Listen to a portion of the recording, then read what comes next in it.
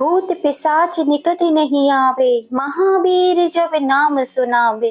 नासे रोग हरे सब पीरा, जपत निरंतर हनुमत बलबीरा। दोस्तों, हमारी आज की कहानी है टोटका। दोस्तों, हमारी आज की कहानी ऐसे ही अंधविश्वास पर आधारित है। कहानी को पूरा ध्यान से जरूर सुनिएगा और अंत में अपनी राय कमेंट करके जरूर बताइएगा। चलिए कहानी को शुरू करते हैं।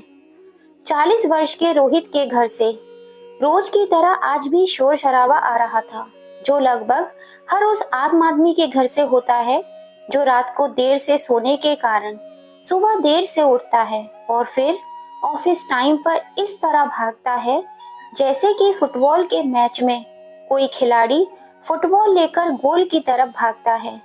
रोहित ऑफिस के लिए तैयार होकर घर के आंगन में खड़े पुराने स्कूटर को 4 किक मार चुका था, पर स्कूटर है कि स्टार्ट ही नहीं हुआ। खड़े होकर कुछ देर सोचा और फिर स्कूटर तिरछा किया, एक किक मारी जिससे वह स्टार्ट हो गया।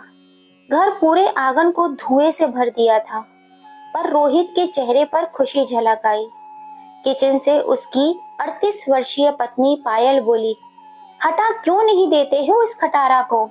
इससे पहले कि रोहित कुछ बोल पाता, आंगन में बैठी रोहित की माँ, जिन्हें सब अम्मा कहते हैं, बोल पड़ी, तो लाई ना अपने पीहर से, सो तो एक साइकिल भी ना लाई है।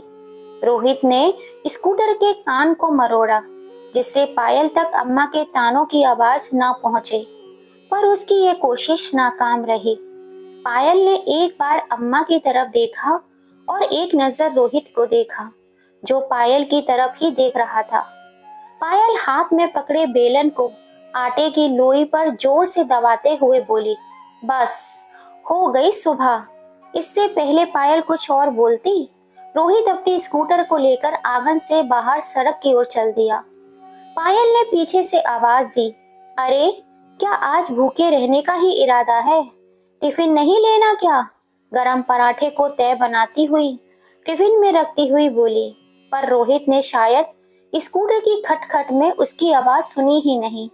पायल एक हाथ में टिफिन लिए किचन से निकली और आंगन में पड़ी चारपाई पर, जिस पर उसकी माँ जी बैठी थी, वहीं रोहित रुमाल भूल गया था, उसे भी लपक कर उठा लिया और लगभग दौड़ती हुई रोहित के पास पहुंची और टिफिन देती हुई बोली, उधर से लौटते समय ताजा ताजा सब्जी ले आना। रोहित ने स्कूटर स्टैंड से उतारा और चल दिया। जब रोहित कुछ दूर निकल गया, तब पायल ने अपने दूसरे हाथ में देखा कि रुमाल तो देना ही भूल गए। पायल ने पीछे से आवाज दी, जिसे रोहित ने नहीं सुना और चला गया। पायल की आवाज को आंगन में बैठी अम्मा ने सुन लिया था, जो बड़बड़ाते हुए बोली, कितनी बार एक ही बात कही है, ना जाने वाले को पीछे से आवाज नहीं देते हैं, अब शगुन होत है। पायल मुंह बनाते हुए वापस किचन में आकर बर्तनों को समेटते हुए बोली, हमें कोई शौक नहीं है आवाज देने का, यह बात समझाओ अपने लल्ला को, रोज कुछ ना कुछ भूल जाते हैं, ना जाने कौन सी जल्दी में रहते हैं। पहले तो सुबह को जल्दी उठने में आलस्य दिखाते हैं, फिर जाते समय घोड़े की तरह दुम लगा कर दौड़ते हैं। इतने में अंदर से अंगड़ाई लेता हुआ 18 वर्षीय सिंटू आकर अपनी दादी के पास चारपाई पर बैठता हुआ अपनी माँ पायल से बोला, मम्मी चाय बनाई है क्या? पायल ने ताना देते हुए कहा, उठ गए साहब, और कुछ आदेश हो तो वह भी बता दो। सिंटू ने मजाक के लहजे में कहा, पहले तो चाय पेश की जाए, बाकी फरमान बाद में जारी किया जाएगा, और दादी की गोद में लुढ़कता हुआ हंस दिया। पायल ने चिढ़ते हुए कहा, और काम ही क्या है तुम्हारा, बस फरमाइश करते जाओ और मौज उड़ाओ, पिछली बार की तरह इस बार भी इंटर में फेल हो जाओ। पायल की बात को सुनकर सिंटू ने कहा, क्यों परेशान होती हो माँ, देखना एक दिन तुम्हारी यही औलाद तुम्हारा नाम रोशन करेगी। पायल अंदर से एक ट्रे में 2 कप चाय लेकर आंगन में आई और लेटे हुए सिंटू की ओर बढ़ाते हुए बोली, हाँ तू तो करेगा ही ना नाम रोशन, देख अपने छोटे भाई श्याम को, अभी 16 साल का ही हुआ है, रोज सुबह 5 बजे ही निकल जाता है दौड़ लगाने। माता रानी उसे इस बार पास कर दे, बहुत मेहनत कर रहा है मेरा बेटा। सुंटू ने उठकर पायल के हाथ से चाय की ट्रे पकड़ी और एक कप चाय उठाकर ट्रे में बची एक कप चाय अपनी दादी के सामने रख दी। अभी दोनों ने मुंह में कप लगाया ही था कि बाहर किसी के चिल्लाने की आवाज आई, जिसे सुनकर पायल और चिंटू बाहर की ओर भागे। दोनों ने देखा बाहर श्याम के साथ दो लोग और थे जो रोहित को पकड़े हुए थे। पैर और सिर पर पट्टी बंधी हुई थी। चिंटू और पायल ने रोहित को लपक कर पकड़ लिया और अंदर आंगन में पड़ी चारपाई पर बैठा दिया। पायल बोली, क्या हुआ? यह कैसे चोट लगी? रोहित की माँ ने भी व्याकुलता से पूछा। क्या हुआ लल्ला, बोलता काहे नहीं?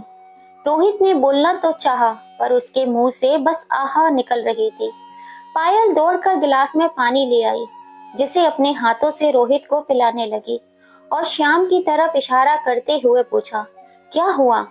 श्याम ने इशारा करते हुए कहा, वह जो अगला चौराहा है ना, वहां किसी ने टोटका करके डाला था। हम घर आ रहे थे और पापा ड्यूटी पर जा रहे थे। पापा स्कूटर चलाते हुए पीछे मुड़कर हमसे कुछ कहने लगे और आगे देखना भूल गए और आगे चौराहे पर रखी मटकी, नींबू और दारू और नारियल। स्कूटर का पहिया जैसे ही चढ़ा, स्कूटर का बैलेंस बिगड़ गया और स्कूटर पापा के ऊपर ही लुढ़क गया।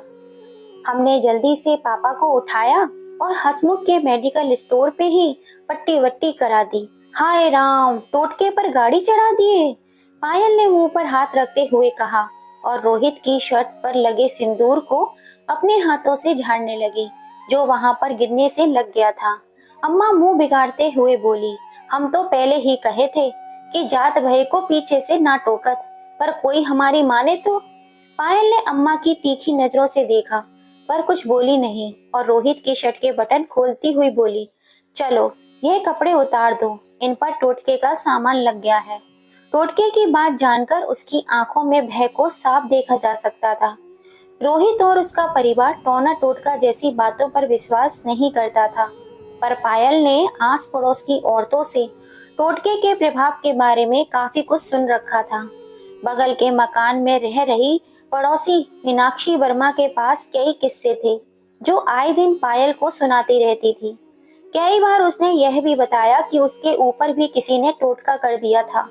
उसकी तबीयत खराब रहने लगी थी, शरीर में दर्द, किसी काम में मन नहीं लगना और भूख भी नहीं लगती थी। सारे चेकअप करवाए, रिपोर्ट में कुछ भी नहीं आया। फिर किसी ने बताया कि एक तांत्रिक बाबा के पास जाना पड़ा। तांत्रिक बाबा को जब अपनी समस्या बताई तो उन्होंने ऊपरी चक्कर बताया। हाँ, यह बात अलग है कि अगर किसी डॉक्टर या समझदार आदमी को बताते तो वे इसे आलस या कहली बताता। मीनाक्षी वर्मा पायल की पड़ोसी होने के साथ साथ एक अच्छी दोस्त भी बन गई थी। मीनाक्षी अपने घर की बातों के साथ साथ मोहल्ले में किसके घर क्या हो रहा है या ये क्या हुआ है, उन सब की खबर पायल से शेयर करती थी। साथ ही साथ पायल को इस बात की सावधानी भी बरतनी पड़ती थी कि मीनाक्षी को अपने घर की बातें कम से कम बताए, क्योंकि वह जानती थी कि जिस तरह मीनाक्षी दूसरों की खबर पायल को दे रही है, उसी तरह पायल के घर की खबर भी वे दूसरों को देती होगी। पर पायल की सावधानी के बावजूद मीनाक्षी सब जानती थी। मीनाक्षी वर्मा की दो बेटियां थीं। प्रिया जो इंटर में थी, सिंटू के स्कूल में ही पढ़ती थी। पहले तो एक क्लास पीछे थी, पर सिंटू के इंटर में फेल होने से एक ही क्लास में आ गए थे। छोटी बेटी रूही 15 साल की थी, जो अभी हाई स्कूल में ही थी। पति के किराने की दुकान थी जो घर के निचले हिस्से में थी। मोहल्ले में अन्य कोई इतनी बड़ी दुकान ना होने के कारण बिक्री अच्छी खासी होती थी। मीनाक्षी वर्मा ने जब यह बात पायल को बताई कि तांत्रिक बाबा के पास हर समस्या का इलाज है, तो पायल का एक बार तो मन किया कि वह भी अपने घर की समस्या जाकर बाबा को बताए और कोई ऐसा तावीज ले आए जिससे सिंटू पास हो जाए, रोहित का प्रमोशन हो जाए और श्याम जो आर्मी की भर्ती की तैयारी कर रहा है उसका भी हो जाए। पर पायल जानती थी कि रोहित उसकी अनुमति बिल्कुल भी नहीं देंगे और सिंटू और श्याम इसे मजाक में लेंगे। रात को सभी खाना बनाकर खाकर सो गए। रोहित ने ऑफिस से 4 दिन की छुट्टी ले ली थी, इसलिए सुबह जल्दी उठकर खाना बनाने की जरूरत भी नहीं थी। फिर पायल को भी नींद आ गई। वह उसी अधेड़ उनमें बुन रही थी। अगर इन सब चीजों से लोगों को फायदा नहीं होता तो फिर लोग क्यों करते हैं? टोटके और तांत्रिक लोग किस बल पर दावे करते हैं? पायल अभी ये सब सोच ही रही थी कि तभी उसे एक बिल्ली के रोने की आवाज सुनाई दी, जो एक इंसान के छोटे बच्चे के जैसे ही थी। शायद वह घर की छत पर ही थी। उसकी आवाज से पायल को डर सा लग रहा था, क्योंकि उसने सुन रखा था कि घर में बिल्ली का रोना अच्छा नहीं होता है। पायल ने रोहित की ओर देखा, जो दवाई खाकर सो रहा था। पायल ने उसको उठाना ठीक नहीं समझा। बिल्ली अभी भी रो रही थी। इतने में आंगन में लेटी अम्मा ने आवाज लगाई, सिंटू देख, जाए बिलैया को भगा। पायल जानती थी कि इस समय ना तो सिंटू उठने वाला है और ना ही श्याम, इसलिए हिम्मत करके अपने आप उठी और झाड़ू उठाकर आंगन से छत की ओर देखते हुए मुंह से हट हट की आवाज करने लगी। पर उसकी आवाज बिल्ली तक शायद पहुंच ही नहीं पा रही थी। आंगन में लेटी अम्मा पायल को देख रही थी, जो बोली, क्या रे बहुरिया, बिल्लियां भगा रही है या उसके खिलाफ नारे लगा रही है? अम्मा बहुत देर से रो रही है। पायल ने कहा, वो तो मैं हूँ सुन रही हूँ, ऊपर जाके भगा ससुरी को। हमारे पैरों में सीढ़ी चढ़ने की दम होती तो अब तक भगाई चुकी होती। अम्मा ने पायल में दम भरते हुए कहा। अब पायल को लगा जो करना है उसी को करना है।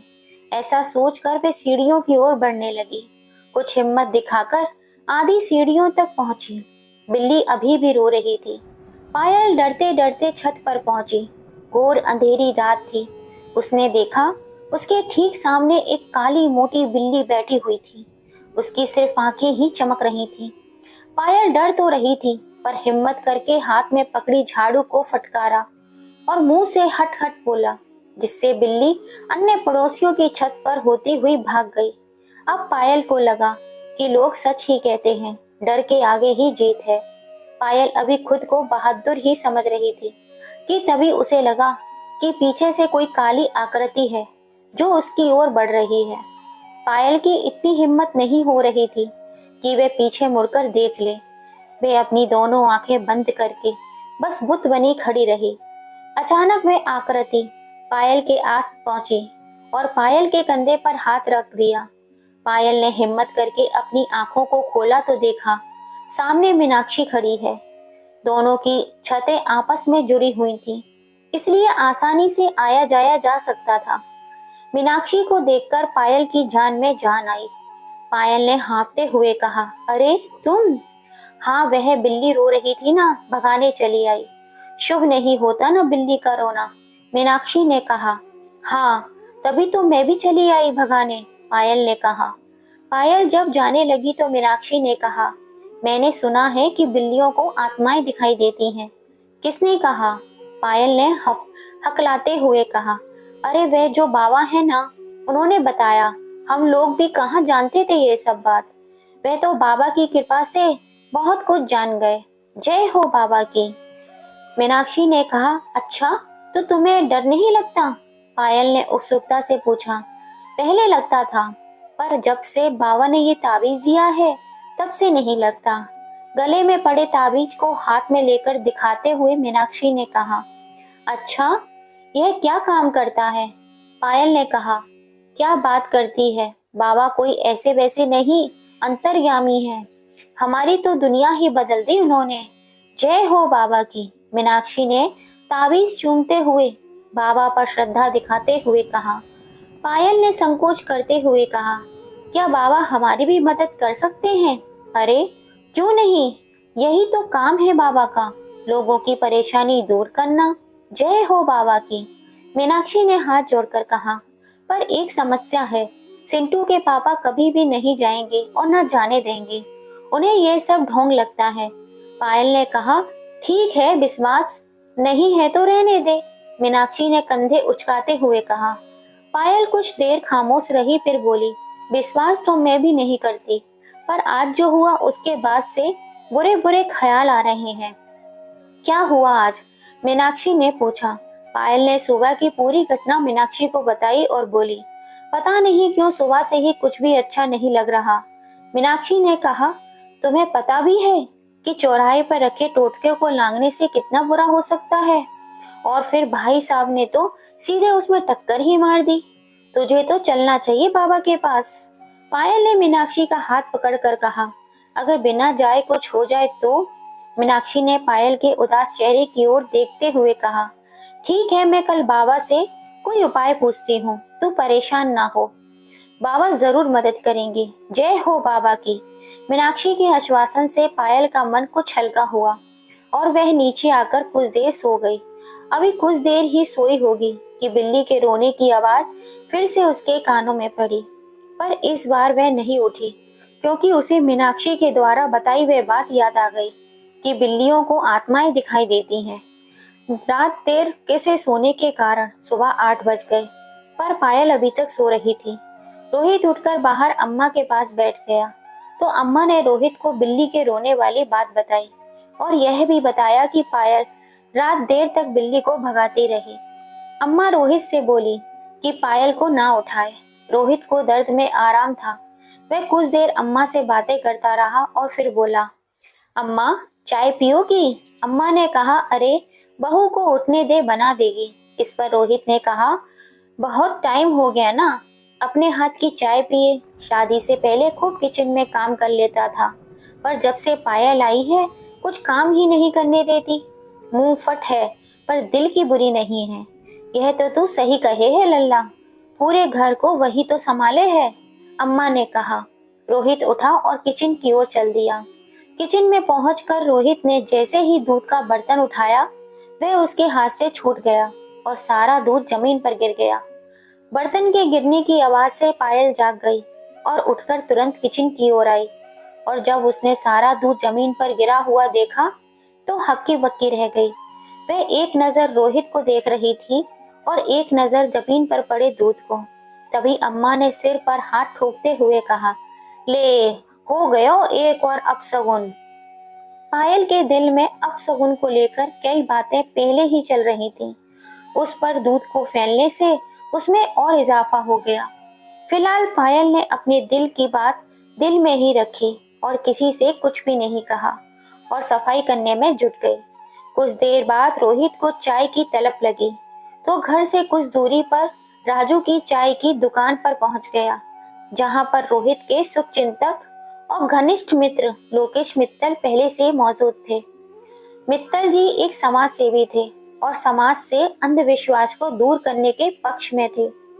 रोहित को चोट लगी देखकर उसका हालचाल पूछने लगे और चोट कैसे लगी यह भी पूछा, तो रोहित ने सब कुछ बता दिया। वहां पर बैठे मोहल्ले के अन्य लोगों ने भी मित्तल जी को बताया कि आए दिन उस चौराहे पर टोटका रखा हुआ मिलता है, जिससे कई दुर्घटनाएं होती रहती हैं। हर कोई उससे बचने का प्रयास करता है तो आपस में गाड़ियां भिड़ जाती हैं, तो कोई रोहित की तरह ही गिर जाता है, और अगर कोई गलती से उसे लांघ जाए तो उसके मन में तरह तरह के ख्याल आते हैं। यह सब सुनकर मित्तल जी ने कहा, सबसे पहले तो यह पता करना होगा कि वहां पर टोटका रखता कौन है, फिर उसे यह समझाना होगा कि यह सब करने से कुछ भी हासिल नहीं होगा। सभी मित्तल जी की इस बात से सहमत थे। उसमें से एक ने कहा, पर मित्तल जी यह सब काम तो देर रात में होते हैं, फिर नजर कैसे रखी जाए? मित्तल जी ने हाँ में सिर हिलाते हुए कहा, बात तो सही है, पर मैं कुछ करता हूँ। इधर लगभग 10 बजे रोहित के घर पर पायल से मिलने मीनाक्षी आ गई और पायल को अकेले में ले जाकर उसके हाथ में एक कागज का लिफाफा पकड़ाते हुए बोली, ले, तुम्हारी वजह से मैं आज 8 बजे ही बाबा के यहाँ गई और उन्हें तुम्हारी सारी बात बताई, तो बाबा ने कहा कि तुम्हें बहुत सावधान रहने की जरूरत है। इतना सुनते ही पायल इस तरह से चौंक गई जैसे कोई डॉक्टर मरीज को उसकी कोई गंभीर बीमारी के बारे में बताता है। उसके मुंह से साहसा ही निकला, कोई घबराने की तो बात नहीं है, सब ठीक तो हो जाएगा। अरे अब तू बाबा की शरण में हो, फिर क्यों घबराना? भूत प्रेत तो बाबा के नाम से ही भाग जाते हैं। बोलो जय बाबा की, मीनाक्षी ने हाथ जोड़ते हुए कहा। पायल ने भी हाथ जोड़ लिए और बोली, जय हो बाबा की। और फिर हाथ में पकड़े लिफाफे की तरफ देखते हुए बोली, ये? मीनाक्षी ने कहा, हाँ ये, इसमें नींबू है और एक हरी मिर्च और एक शीशी में बाबा का पड़ा हुआ पानी है। आज रात को इस नींबू को तुझे भाई साहब के सिर पर 7 बार घुमाना है और रात भर इनके तकिए के नीचे रखना है। और यह मिर्च, पायल ने बीच में ही पूछा, यह मिर्च और वह नींबू कल दोपहर ठीक 12 बजे तुझे छत पर रख देना है। उसके बाद उस पर यह जो बाबा ने शीशी में पड़ा हुआ पानी दिया है उसे नींबू और मिर्च पर डाल देना है। अगर 2 घंटे में ये नींबू और मिर्च लाल हो गए तो समझ लेना तेरे घर पर कोई ऊपरी चक्कर है। पायल ने घबराते हुए हाँ में सिर हिला दिया। समझ गई ना? मीनाक्षी ने पायल से पूछा। पायल ने हाँ में सिर हिला दिया। तो ला फिर 501 रुपए। मीनाक्षी ने हाथ आगे बढ़ाते हुए कहा। 501? पायल ने नींबू मिर्ची की थैली के तरफ देखते हुए कहा, अरे क्या सोच रही है, यह कोई साधारण नींबू मिर्च है क्या? और फिर मैं तो बाबा को अपने पास से देकर आई हूँ, मीनाक्षी ने कहा। पायल ने शक पकाते हुए कहा, अरे वह बात नहीं, मैं अभी लाती हूँ।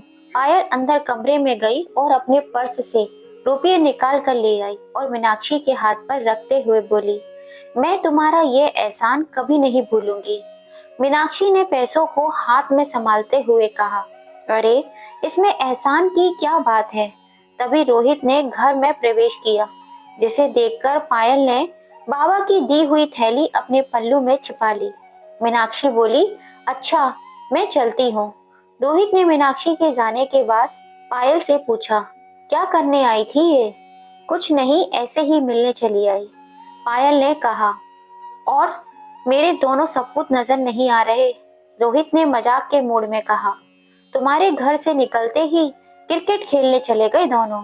देख लो, तुम्हारे घर से जाने के बाद रोज ऐसा ही होता है, पायल ने शिकायत के लहजे में कहा और कहते हुए किचन में चली गई, जहां उसने अलमारी के एक कोने में बाबा की दी हुई थैली रख दी। उसके पीछे रोहित भी किचन में गया और बोला, अभी तो उम्र है उनके अकेले खेलने कूदने की, रोहित ने रोमांटिक मूड में कहा और पायल का हाथ पकड़ लिया। ठीक उसी समय अम्मा के आने की आहट दरवाजे पर हुई। पायल भी शर्मा गई और बर्तन समेटने लगी। अम्मा ने रोहित को किचन में देखा तो बोली, काहे लल्ला, अभी दूध फैलाई के चैन नहीं मिला तो है, जो फिर कुछ बिगाड़ने को पहुंच गयो। रोहित पायल को देखकर मुस्कुराया और फिर अम्मा से बोला, अम्मा आज तुम्हें मैं अपने हाथ का बनाकर खाना खिलाने की इच्छा है, बोलो क्या खाओगी? इतने में पायल बोल पड़ी, ना बाबा ना, सुबह क्या कम सफाई करनी पड़ी थी मुझे, अब और नहीं। इतने में सिंटू और श्याम भी आ गए। रोहित ने कहा, अच्छा बच्चों से ही पूछ लो। बच्चों आज किसके हाथ का खाना खाओगे, मम्मी या पापा के? श्याम ने कहा, पापा के हाथ की कढ़ी खाएंगे, जमाना हो गया है, आज कढ़ी चावल मिल जाए तो आत्मा तृप्त हो जाए। रोहित ने घोषणा करते हुए कहा, आखिर तय होता है कि आज खाना श्रीमती पायल के पति बनाएंगे और उनकी सहायता सिंटू और श्याम करेंगे और श्रीमती पायल आज आराम करेंगी। पायल ने एक बार और मना करना चाहा, पर पति के इतने प्यार के कारण कुछ कह ही ना सकी। श्याम और सिंटू ने पायल के दोनों हाथ पकड़े और कमरे की ओर ले जाते हुए कहा, आज आप आराम करो, बाकी हम संभाल लेंगे। पायल अपने पति और बेटों का इतना प्यार देखकर मन ही मन प्रसन्न और फूलित हो रही थी। वह कुछ देर के लिए लेट गई तो गहरी नींद आ गई। जब खाना बनकर तैयार हो गया तब रोहित ने एक प्लेट में खाना लगाया और पायल को जगाते हुए कहा, लो खाना खा लो। पायल उठी और प्लेट पकड़ते हुए बोली, अरे यह सब क्या कर रहे हैं आप, और तुम जो हम सबके लिए करती हो वह? रोहित ने मुस्कुराते हुए कहा, वो तो मेरा फर्ज है। अरे यह तो काम है एक गृहिणी का, मैं कुछ खास तो नहीं करती, पायल ने कहा। तो क्या तुम्हें खुश रखना हमारा फर्ज नहीं है? देख रहा हूँ कल से कितनी उदास हो, रोहित ने पायल के पास बैठते हुए कहा। पायल ने रोहित के सीने पर सर रखते हुए कहा, कितनी खुशकिस्मत हूँ मैं जो तुम जैसा हमसफर मिला। रोहित ने प्लेट उठाते हुए कहा, अच्छा खाना खा लो, नहीं तो ठंडा हो जाएगा। पायल ने प्लेट पर नजर डालते हुए कहा, अरे वाह, लाजवाब प्लेटिंग की है, कढ़ी चावल और ये क्या, मिर्च के पकौड़े और सलाद। रोहित ने कहा, जानता हूँ कि तुम्हें मिर्च के पकौड़े कितने पसंद थे। जब सिंटू होने वाला था तो अम्मा के मना करने के बाद भी उनसे छिपकर तुम्हारे लिए भोला की दुकान से मिर्च के पकौड़े लाया करता था। पायल ने बोला, हाँ, पर भोला आप जैसी मिर्च कहाँ बना पाएगा। रोहित ने प्लेट से एक मिर्च का पकौड़ा उठाया और पायल को खिला दिया। पायल ने भी अपने हाथ से मिर्च का पकौड़ा रोहित को खिला दिया। उसके बाद रोहित ने अपने हाथ से कढ़ी चावल पायल को खिलाए और साथ में सलाद जिसमें नींबू का बेहतरीन स्वाद आ रहा था। आज पायल का पूरा दिन अच्छा ही बीता था।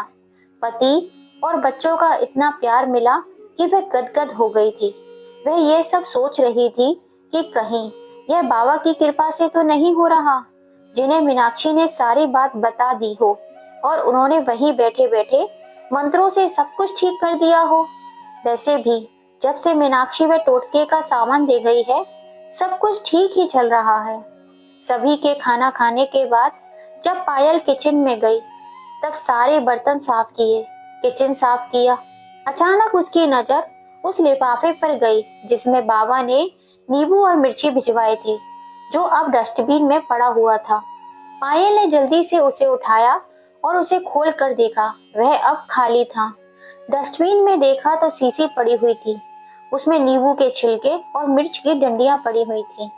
पायल को समझ में आ चुका था कि जिन मिर्च के पकौड़े और जिस नींबू का सलाद में मजे से लेकर उसने और उसके परिवार ने खाया है, वे वही है जो तांत्रिक बाबा ने भिजवाए थे। पायल के पसीने छूट गए। उसकी नजरों के सामने वह दृश्य बार बार आ रहा था, जब वह प्लेट से मिर्च उठाकर रोहित को खिला रही थी और अपने हाथ से रोहित को सलाद खिला रही थी। वह सोच रही थी इसके कारण उसका और उसके परिवार का कोई नुकसान न हो जाए। शायद सोचने से पायल का बीपी हाई हो रहा था। अचानक श्याम किसी काम से किचन के पास गया तो पायल का सिर हाथ रखते हुए देखा। उसने पूछा, क्या हुआ माँ, सिर में दर्द हो रहा है क्या?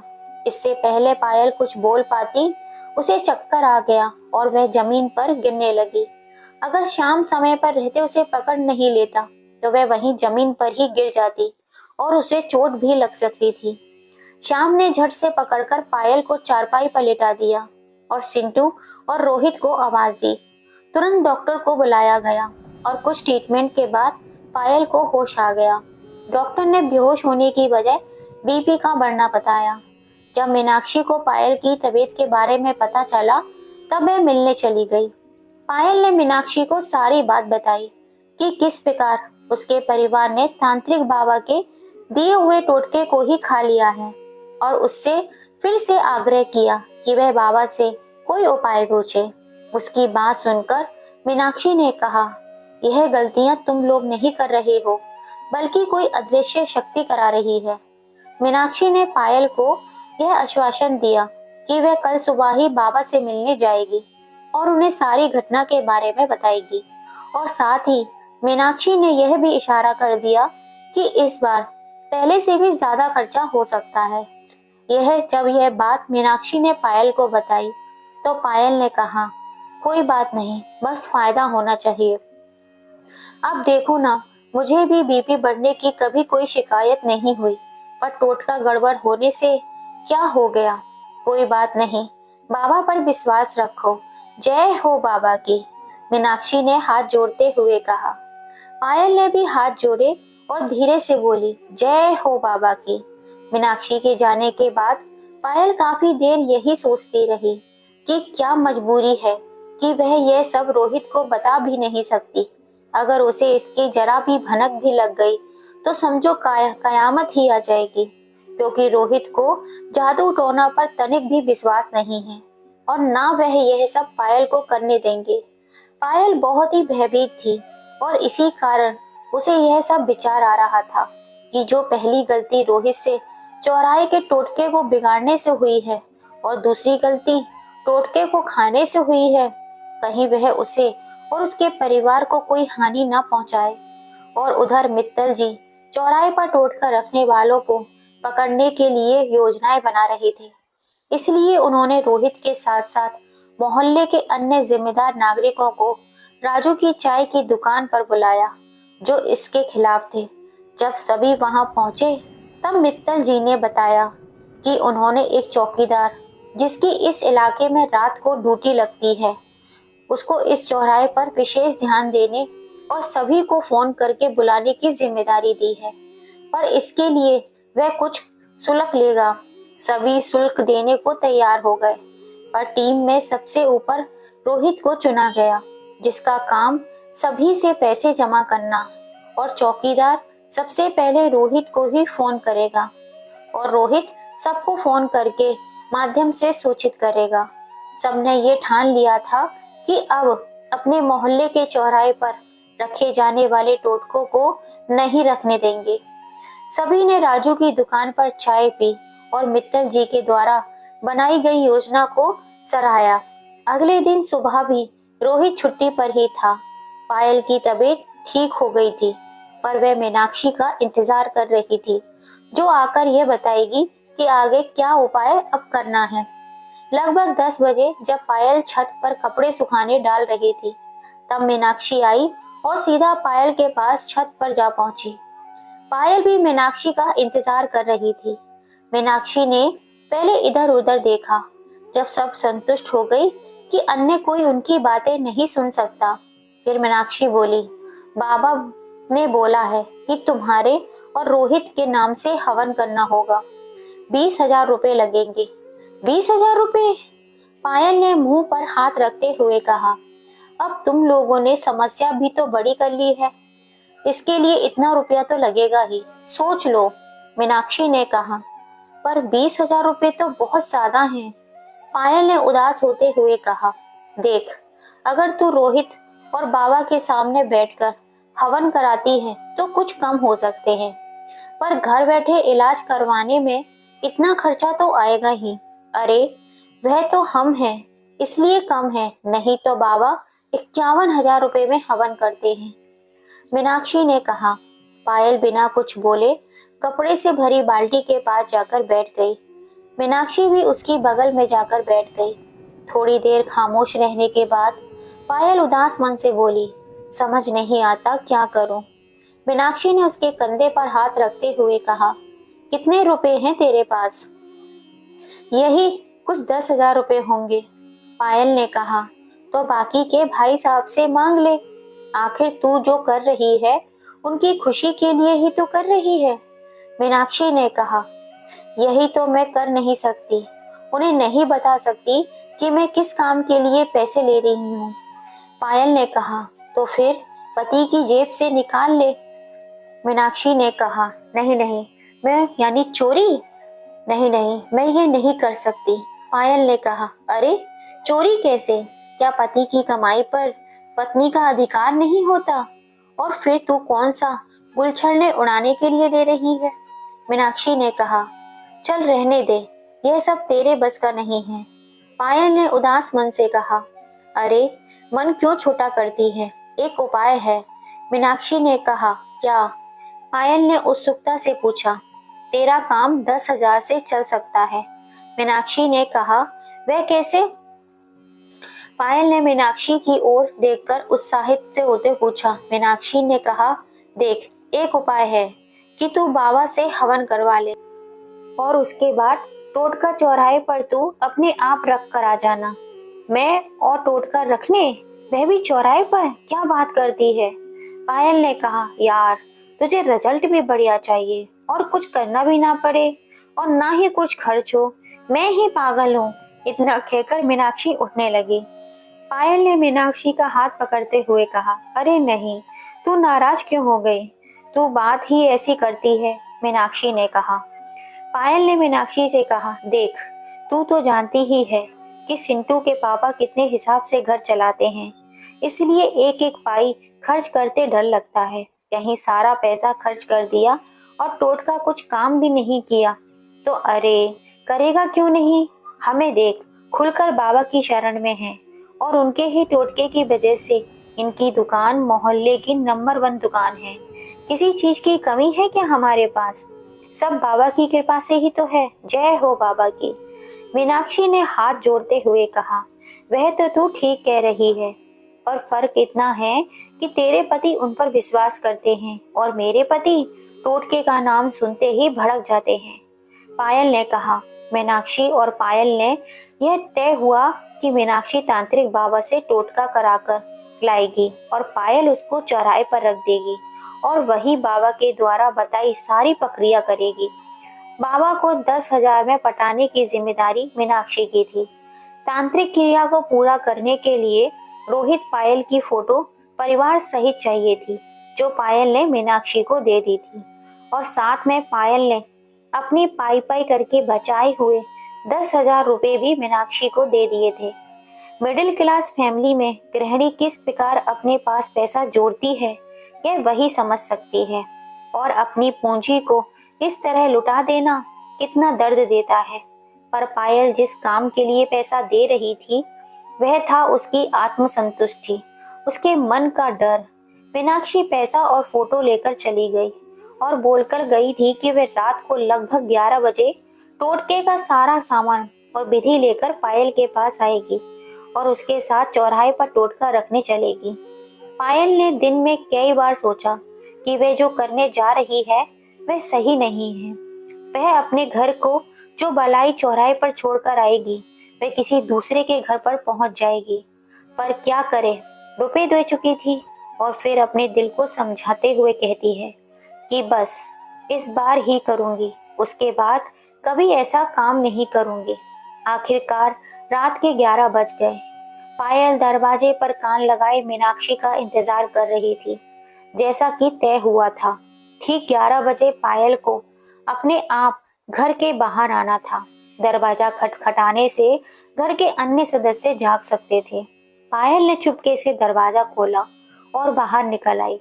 वह शायद पहली बार होगा कि पायल रोहित की बिना आज्ञा के घर से बाहर निकली होगी। उसने देखा मीनाक्षी पहले से ही खड़ी है। उसने काली शॉल ओढ़ रखी थी और उसके हाथ में एक पोटली थी जिसमें टोटके का सामान था। अब दोनों चौराहे की ओर बढ़ने लगी कि कुत्ते उन्हें देखकर भौंकने लगे, जिससे दोनों को बहुत डर लग रहा था। जब भी कोई कुत्ता भौंकते भौंकते उनके पास आ जाता तो वे दोनों आपस में चिपक जाती और हट हट की आवाज करके उन्हें दूर भगाने का प्रयास करती। डरते डरते दोनों चौराहे तक पहुंच गई। वहां पर पायल ने भी खुद को अपनी शॉल से ओढ़ लिया और पोटली से एक पर्चा निकाला जिसमें तांत्रिक बाबा ने टोटके की सारी क्रिया विधि लिख रखी थी। मीनाक्षी ने टॉर्च दिखाई और पायल उसे पढ़ रही थी। इसी बीच वहां पर तैनात चौकीदार ने उन्हें दूर से देख लिया और रोहित के पास फोन लगाकर बताया कि 2 लोग चौराहे पर टोटका रख रहे हैं, जल्दी से आ जाओ।